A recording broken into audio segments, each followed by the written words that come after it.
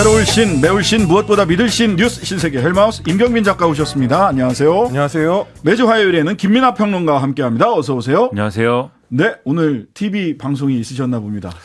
아니 오늘도 변호사처럼 보이고 싶어서. 네, 아니 제가 10월 14일이 생일이었는데 네. 열흘 전이지 않습니까? 네, 그렇네요. 그러니까 모처럼 누가 이제 고기를 사준다 그래서 고깃집에 갔어요. 근데 서빙하시는 분이 바로 알아보시더라고요 저를. 그러면서 신장식의 뉴스 아이킥에 나오는 사람이라고 네. 매일 보신다는 거예요 유튜브를. 아, 그래가지고 앞으로는 이렇게 감사하네요. 좀 가끔씩 차려입고 나와야겠다. 심기일전하고 있습니다. 예, 그분이 꼭 청취율 조사 전화를 받으셨기를 기대하면서 오늘의 뉴스 만나보도록 하겠습니다. 자, 여론조사 기관 미디어토마토가 뉴스토마토의 의뢰를 받아서 10월 4주차 정기 여론조사를 했는데 여기서 윤석열 대통령의 지지율이 2주 연속 20%대를 기록했네요. 그렇습니다. 지난주보다도 오히려 이번 주가 더 떨어지면서 20%대를 연속으로 기록을 했다라고 말씀을 드려야 될 것 같습니다. 자세한 내용은 중앙선거 여론조사심의위원회 홈페이지를 참조하시면 되는데 이 조사는 10월 21일부터 22일까지 양일간 실시됐습니다. 네, 그렇습니다. 그리고 전국 성인 남녀를 대상으로 했고요. 윤석열 대통령 직무 수행 평가 긍정 평가가 28.3%, 부정평가가 66.8%를 기록을 했습니다. 모든 지역을 보니까 부정평가가 일단 과반을 넘겼고요. 대구 경북을 제외한 모든 지역에서 부정평가가 60%를 넘겼습니다. 그리고 모든 세대에서 부정평가가 더 높게 나타났고 특히 50대 이하에서는 전 세대가 부정평가 70%를 초과를 했습니다.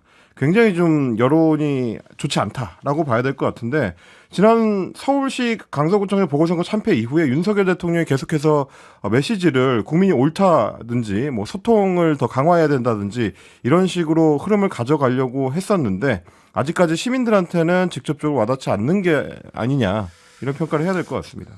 그러니까 이게 이제 네, 저는 하나의 여론조사 결과만 가지고 우리가 해석하는 거는 이제 상당히 좀 위험성이 크다라고 보는데 그렇죠. 다만 최근까지 여러 여론조사들의 흐름을 쭉 좀 일별을 해보면 강서구청장 보궐선거 이후에 그 결과 때문에 윤석열 대통령의 국정수행 지지율이 상당히 이제 하락하는 국면인 것은 사실이다. 네. 그렇게 이제 봐야 될 것 같고 거기에 대해서 평론가로서 해석을 해보면 이런 게 있는 것 같아요. 그동안에 네. 이제 어쨌든 윤석열 대통령의 국정수행 방식에 대해서 여러 가지로 우려를 하고 있던 일부 보수층까지도 네. 이번에 이제 그동안은 약간 이제 좀 뭐랄까요. 좀 우려를 가졌지만 약간 좀 지켜본 건데. 관망. 그렇죠. 뭔가 그래도 뭐 생각이 있겠지. 나름대로 어떤 전략이 있는 거겠지. 나름대로 저게 뭔가 고려를 하고 있는 게 있겠지라고 생각을 했는데 실제 뚜껑 열어보니까 일부 선거 결과를 보니까 그게 아니네. 이게 일부 이제 확인이 된 거고.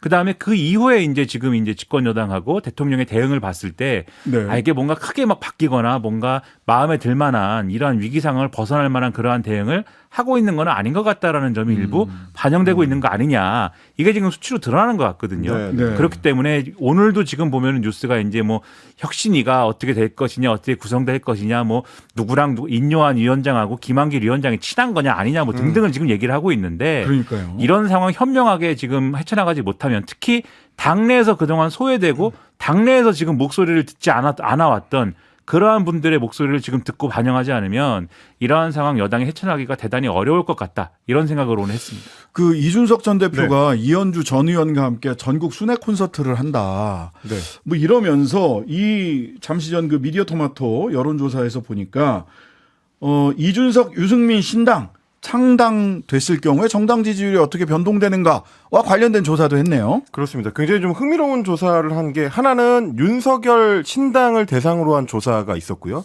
그리고 나머지 하나는 유승민, 이준석 신당이 창당됐을 경우를 가정한 두 가지 가정 시나리오에 의한 정당 지지율 조사가 있었습니다. 그렇는데 윤석열 신당이 창당될 경우에는 민주당 지지율이 47.5%.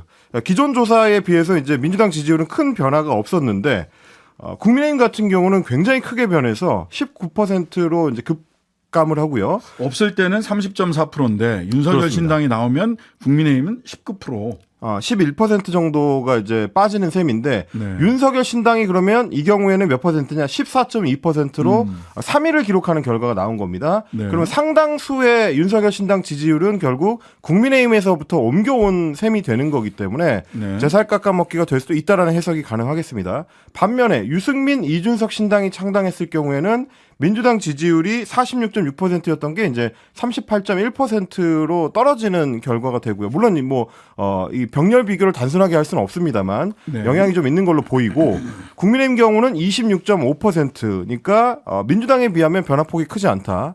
대신 이제 유승민, 이준석 신당이 17.7%로 윤석열 신당이랑 비교했을 때에 비해서 더 높게 나오는 결과가 나왔습니다. 그래서 오히려 민주당의 연성 지지층이라든지 무당층을 흡수하는 데 있어서 유승민, 이준석 신당의 경쟁력이 더 있는 거 아니냐 이런 해석들이 나오는 겁니다.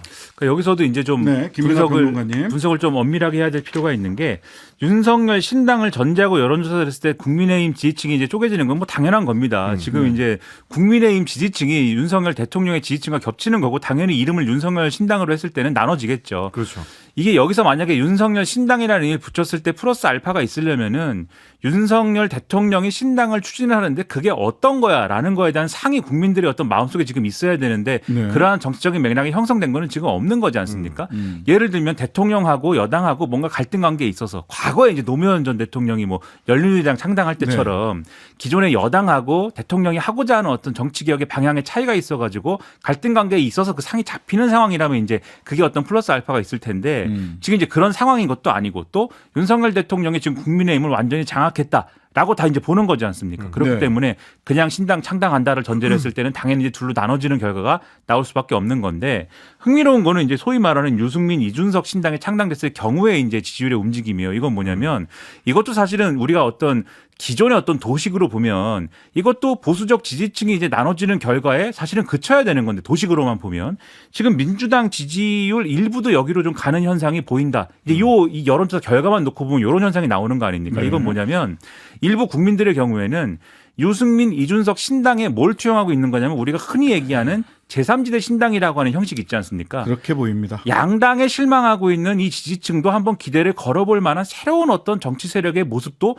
있는 거 아니냐라고 하는 그러한 기대가 수정되고 있는 것도 보인다라는 건데 이게 무슨 얘기냐면 원래대로 하면은 이게 과거에 이제 선거에서 중도층을 잡는 어떤 형식에 대해서 예를 들면 이준석 전 대표가 항상 얘기하는 거 있잖아요. 2021년도에 이거 보궐선거 서울시장 보궐선거 했는데 우리가 그때 세대포 이론으로 뭐 중도를 잡아가지고 이긴 겁니다. 막 이렇게 주장하는 거 있지 않습니까?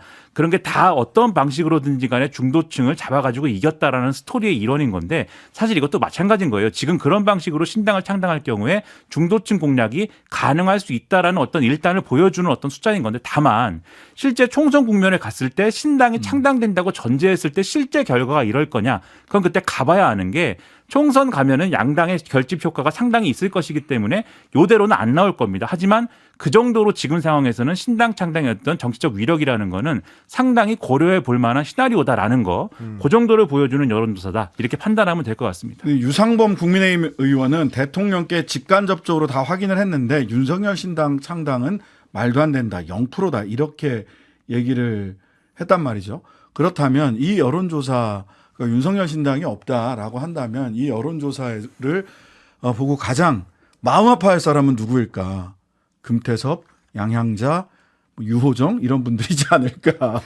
근데 저는 이제 그런 부분이 분명히 있습니다. 왜냐하면 제3지대 이 꾸린다는 분들은 양당의 한계를 벗어나는 제3지대 꾸리겠습니다라고 말을 굉장히 많이 했는데 별 반향이 없고 네. 이 유승민, 이준석 신당이라고 언론이 지칭하는 요 분들은 그렇게 얘기한 게 아니라 국민의힘을 정신 차리게 만들겠습니다라고 얘기를 했는데 네. 기대를 이제 사실은 금태섭 양양자 신당이 갖고 갔어야 될 기대를 사실 일부분 갖고 가는 현상이 지금 보이는 거거든요. 나가서 신당 차린다고 한 적도 없죠 아직은. 그렇죠. 네. 그 얘기를 한 적도 없는데 네. 뼈아픈 부분이 있는 건데 근데 제가 볼 때 유상범 의원이 한 얘기 이제 윤석열 신당이라는 거는 전혀 없다라고 얘기하는 것도 사실은 좀 필터링해서 들어야 할 부분도 있어요. 왜냐하면 국민의힘은 상상하기 싫은 시나리오인 거예요. 지금 뭐 그럴 이대로 수 있죠. 보면은. 예. 왜냐하면은 만약에 지금 이제 정치권에서 윤석열 신당, 그러니까 용산발 신당이 가능한 단 하나의 시나리오라고 하면 그것은 소위 말하는 신장개업설 아닙니까? 네. 그러니까 이 신장개업이라고 하면 조금 이제 좀 그런데 신장식 변호사 입장에서는 이름이 겹치니까는 좀 그런데 네. 근데 아무튼 그런 방식이라고 할 때는 이게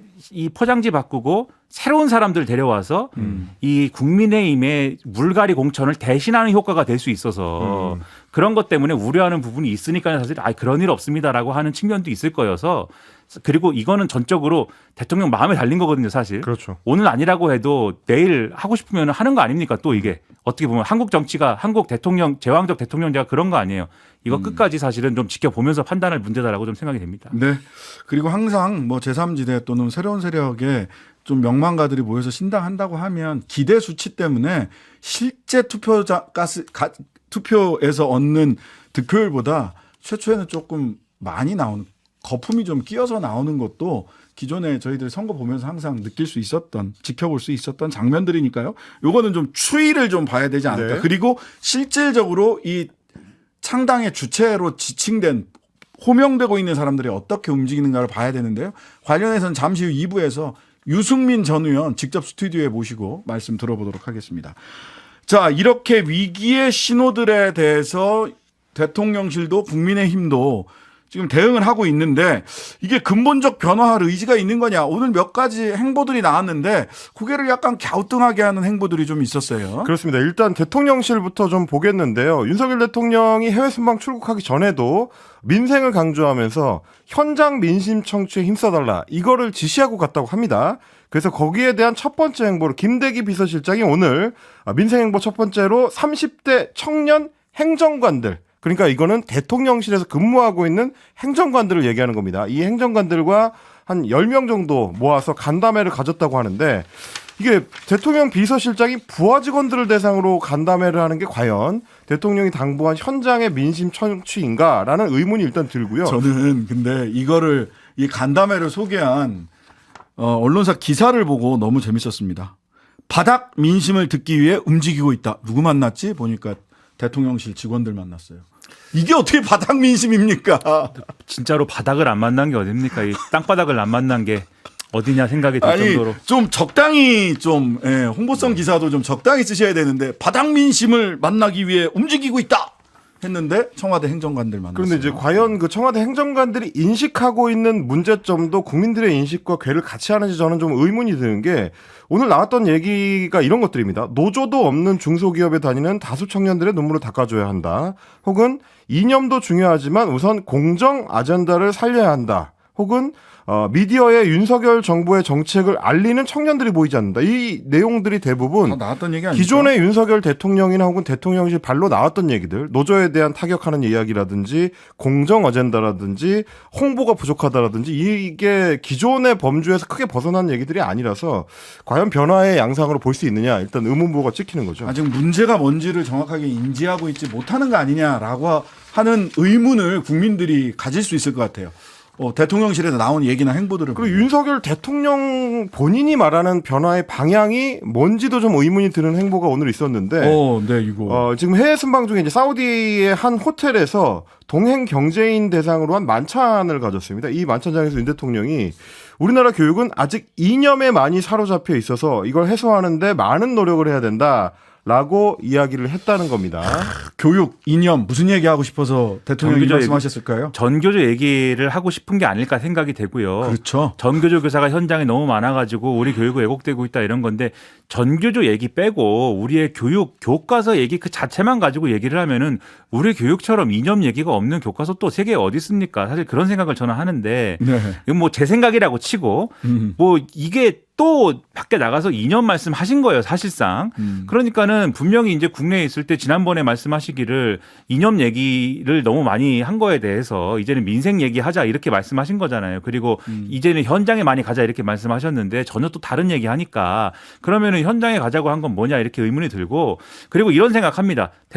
역대 대통령들이 곤란한 상황에 부딪히면은 이제 현장에 답이 있다. 현장에 가자. 이 얘기 많이 하거든요. 네. 그거 맞습니다. 현장에 가야 되는데 문제는 관료들 입장에서 갑자기 현장 가라고 그러면 어딜 가야 되냔 말이죠. 그러니까 무작정 길거리 나와서 지나가는 사람 붙들고 얘기를 들으면 되는 겁니까? 그러니까 행정관 만나죠. 대통령실 행정관 만나는 그렇죠. 겁니다. 바닥으로 가라 하니까. 그러니까 비서실장이 갑자기 행정관을 만나는 거예요. 근데 이게 해법이 아니지 않습니까? 현장으로 가라고 하는 게 아니라 사실 그동안 못 들었던 얘기를 들어야 되는 거예요. 안 네. 듣던 얘기를 들어야 되는 거예요. 그럼 누구를 만나야 되는 거냐면은 예를 들면 우리 그동안 안 만났 만났던 사람들, 뭐 참사 피해자 유족들 만난다든지 그렇죠. 또는 그동안 상대 안 했던 사람, 뭐 야당 대표를 만난다든지 야당 의원들을 만난다든지 또는 뭐 시민단체 경원시에 오지 않았습니까? 시민단체 사람들 얘기도 한번 들어본다든지 MBC 그 신장식 뉴스아이킥 인터뷰를 한번 한다든지 네, 뭐 원합니다. 이런 걸 하는 거예요. 그냥 이런 걸 하면서 그래야 현장이 어딘지가 잡히는 것이고 그러면서 현장 행보를 하면 갑자기 시장 가라는 게 아니지 않습니까? 그런 걸 하는 것이 필요한 것인데 그리고 거기까지 갈 것도 없어요. 사실 그동안 당내 반대파들 얘기 안 들었지 않았습니까? 이준석 뭐 이런 분들. 그러니까 그런 분들 말씀 듣고 이런 걸 하면 되는데 갑자기 현장 가라 이게 안 된다는 것이죠. 그래서 그런 거를 지금부터라도 해주셨으면 좋겠다 이렇게 말씀드립니다. 자, 이준석 전 대표는 오늘도 SNS 정치를 열심히 했습니다. 그렇습니다. 대통령이 이제 이념 얘기를 꺼내서 그런지 이준석 전 대표도 오늘 이념과 관련된 얘기를 페이스북에 올렸는데요. 이념 얘기를 놓지 못하고 있는 여당 인사들 어떻게 보면 이제 공격하는 내용입니다. 뭐 유튜브를 통해서 보시는 분들께서는 저희가 사진을 준비를 했는데 이준석 전 대표가 올린 사진 보면은 옆 지역구인, 그러니까 이준석 전 대표는 이제 서울 노원 병 지역구니까요. 옆에 서울 노원 의뢰 전 당협위원장이었던 인사가 공산주의자 홍범도 북한으로 보내라. 홍범도 알고 보니 빨갱이, 다시 보니 쭉정이 이렇게 쓰여 있는 홍보 패널을 들고 자신을 홍보하고 있는 이제 사진인데 이 전 대표가 이렇게 얘기했습니다. 노원병 바로 밑에 노원 의뢰에서 이러고 있는데 내 손발 묶어놓고 어쩌란 말이냐. 사실상 이제 호소를 한 거고요. 여기에 반해서 이제 국회에서는 정반대되는 상황이 펼쳐졌다고 할 수 있겠습니다. 육군이 여전히 이제 홍범도 장군 흉상 이전 관련해 가지고 독립운동과 뿌리뽑기 논란에 휩싸여 있는데 반면에 1,800톤급의 잠수함인 홍범도 함에 대해서 해군 참모총장은 한 명의 변경을 검토하지 않고 있다라고 네. 오늘 국감장에서 못을 박았습니다. 이재명 민주당 대표가 군이 정치적 논쟁에 연루되는 거 결코 바람직하지 않다라고 했더니 이종호 해군 참모총장이 동의하면서 한 명 재정 절차에 따라서 정확하게 총장 승인하에 사용하고 있다. 공정하고 정당한 과정과 절차를 거쳤다.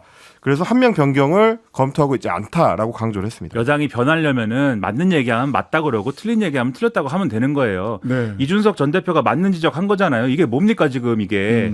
그러면은 맞다. 이준석 전 대표가 뭐 과거에 틀린 얘기도 했지만 지금은 맞는 얘기했다 이렇게 하면 되지 않습니까? 오늘도 보니까 뭐 최고위원이 어디 다른데 방송에 나가가지고 이준석 전 대표가 또 이거 얘기하면서 당을 비난하고 있다 막 이렇게 또 비난하거든요. 이런 지적을 받아들여야지 왜 이걸 비난합니까? 그래서 제발 맞는 얘기할 때는 맞는 얘기하는 모습으로 변하시길 바란다. 또 이렇게 고언을 드립니다. 자, 김승희 전 대통령실 의전 비서관의 초등학생 딸이 전치 구주 학폭 이 사건 쭉 진행되고 있는데 경기교육청이 2차 피해가 우려되는 대책을 내놨습니다. 그렇습니다. 경기도 교육청이 일단 당사자들 간의 화해를 중재하겠다라는 대책을 내놓은 건데요.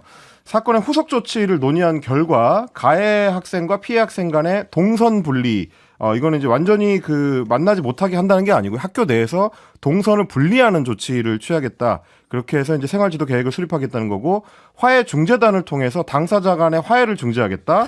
그리고 학생과 학부모들을 대상으로 한 학교폭력 예방교육 실시 이런 것들을 추진하겠다는 내용을 내놨습니다. 학폭 전문 변호사들이 가장 문제라고 지적하는 게 어줍지 않게 화해를 강요한다는 거예요. 이 피해자는 트라우마에 어제 그 학폭 피해자 변호사가 얘기하잖아요. 걔가 리코더를 앞으로 볼 수 있겠냐. 우산을 마음 편히 들고 다닐 수 있겠냐. 어줍지 않게 화해 중재하다가 큰일 납니다. 이러지 좀 마셨으면 좋겠습니다. 제대로 된 절차가 먼저 전제가 돼야 되는 것이죠. 네, 뉴스 신세계 지금까지 헬마우스 임경민 작가 김민아 평론가였습니다. 감사합니다. 고맙습니다.